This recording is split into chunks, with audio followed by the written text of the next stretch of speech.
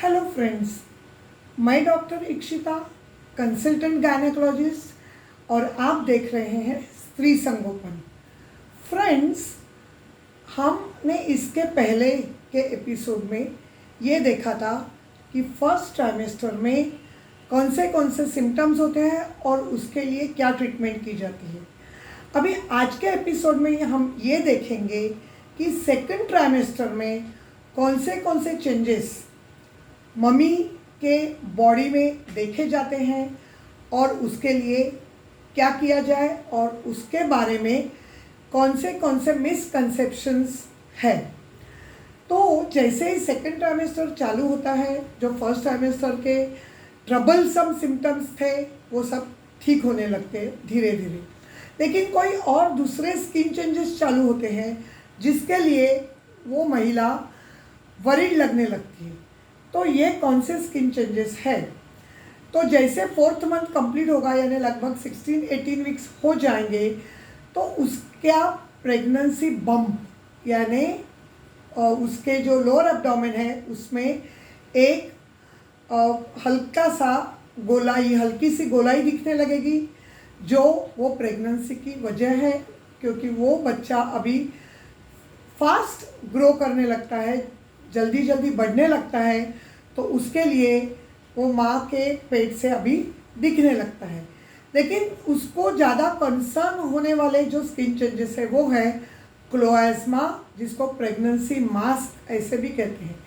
तो ये जो अपना हिस्सा है, ये हिस्से में डार्क ब्राउन डिस्कलरेशन आता है, डार्क ब्राउन पिगमेंटेशन होता है, जिसे कहते हैं क्लोएस्मा। ये क्यों होता है? तो जो मेलानिन सिक्रीट करने वाले सेल्स हैं हमारे, वो प्रेगनेंसी हार्मोन्स की वजह से स्टिमुलेट होते हैं, उनका काम बढ़ने लगता है और इसके लिए ये एरिया में डार्क पिगमेंटेशन होता है। वो बाद में डिलीवरी के बाद 6 महीने में या साल भर में धीरे धीरे उसका डार्कनेस कम होके वो चला जाता है। फिर दूसरे जगह पिगमेंटेशन होता है, वो है एरियोला और निपल्स। जो ब्रेस्ट का ब्राउन रीजन है उसमें भी ये मेलानिन का पिगमेंटेशन बढ़ता है और उसके लिए एरियोला और निपल्स डार्क हो जाते हैं। कभी कभी ब्रेस्ट का कलर भी डार्क होता है, ब्रेस्ट का साइज बढ़ने लगता है। फिर जो चेंजेस है वो पेट के ऊपर दिखाई देती है।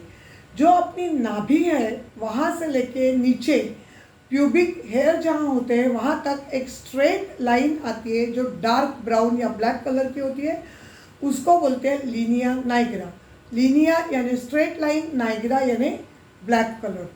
सो ये भी अपने प्रेगनेंसी के हार्मोन्स की वजह से है, वो डिलीवरी के बाद धीरे धीरे चला जाएगा। अभी सबसे इम्पॉर्टेंट चीज़ है स्ट्रेच मार्क्स, जिन्हें बोलते हैं स्ट्राइए ग्रेविडेरम। स्ट्राइए यानी लाइंस और ग्रेविडेरम यानी प्रेगनेंसी के वजह से आने वाले लाइंस। तो ये कभी आते हैं? ये लगभग 20 वीक्स के बाद में डिलीवरी तक आने लगते हैं। तो ये शुरू में होते हैं रेडिश पिंक कलर के और धीरे धीरे वो डार्क ब्राउन कलर के हो जाते हैं जैसे प्रेगनेंसी एडवांस होती है, और डिलीवरी के बाद ये वाइट कलर के हो जाते हैं और फिर ये कई सालों में निकल जाते हैं। अभी इनकी वजह क्या है? तो यहाँ ये मिसकंसेप्शन है कि प्रेगनेंसी में स्किन में इचिंग होता है और वो महिला अगर पेट को खुजाती है तो उसके वजह से ये डार्क लाइंस आ जाती है, लेकिन ये बिल्कुल ही गलत है।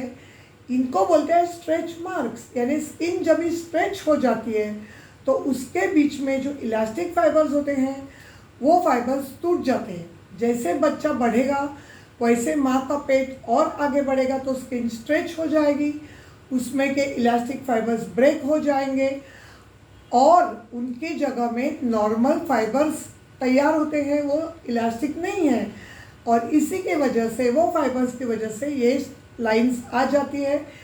ये लाइंस का स्क्रैचिंग और इचिंग की तरफ कोई भी उसका कनेक्शन नहीं है।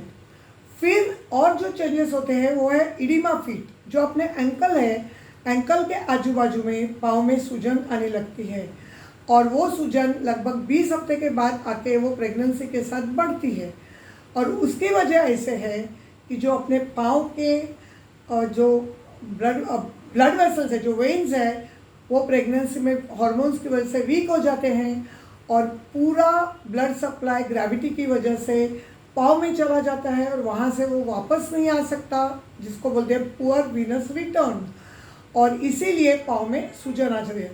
तो उसके लिए रात को सोते समय अगर पिलो के ऊपर पाँव रखेंगे तो ये प्रॉब्लम सुबह उठते ही कम हो जाएगा।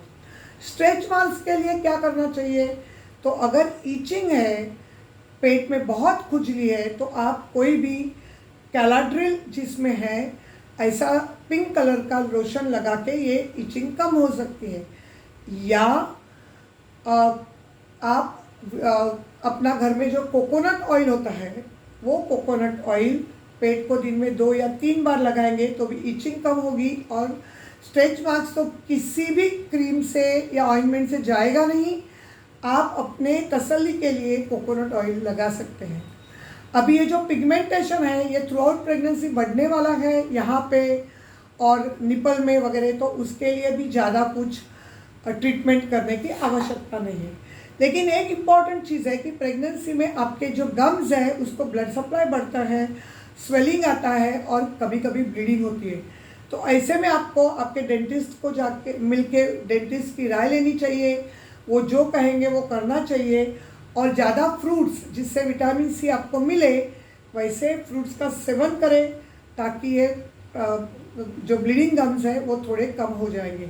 कभी कभी ज़्यादा ब्लड सप्लाई होने की वजह से जो नाक है उसमें आपको स्टफीनेस लगता है और जोर से छींकने से कभी कभी नाक से ब्लीडिंग होती है।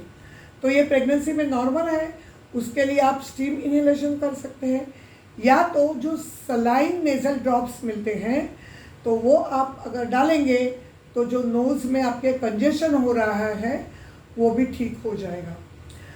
तो फ्रेंड्स, ये मैंने आपको आपसे डिस्कस किए कि नॉर्मली सेकेंड ट्राइमेस्टर के बाद आपके स्किन में और आपके दूसरे ऑर्गन्स में क्या क्या चेंजेस होते हैं जो प्रेगनेंसी में नॉर्मल है, और उसके लिए आपको परेशान होने की ज़रूरत नहीं है।